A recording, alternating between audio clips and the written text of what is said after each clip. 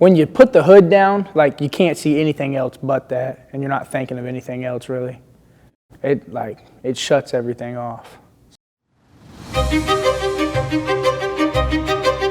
The welding program, it offers a lot of opportunities for career focal points that you want to achieve or go into the field after you graduate.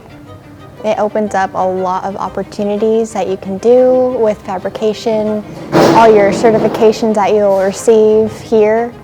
So by the time they graduate this program and they go through all 4 levels, they can literally walk out the door and go get a job. I've had kids leave here and go to work making $25 to $45 an hour.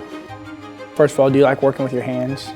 Yes. Do you like, for the field, like, do you like being outside? And I don't know, it's just peaceful.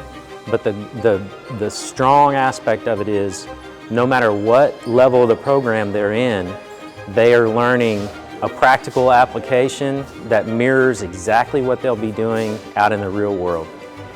Like, say you're using like the torch, you can, or like the cutting torch for pipe. It's just all the technique that goes along with it. Things that you're using, things that you can build, like saying that I made that or I got that certification. My sophomores are taking a test that is an AWS, which is American Welding Society, D9.1 sheet metal test.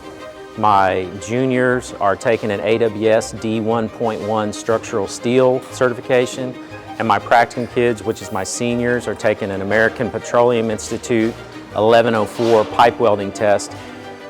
These tests are not watered down for high school kids. These tests are not designed for education. These are real-world, industry-accepted tests and applications exactly like they're going to take in the field. Excited. It's like, sets you up for life. Like, some kids I know don't even have a game plan, like, I already know exactly what I'm doing.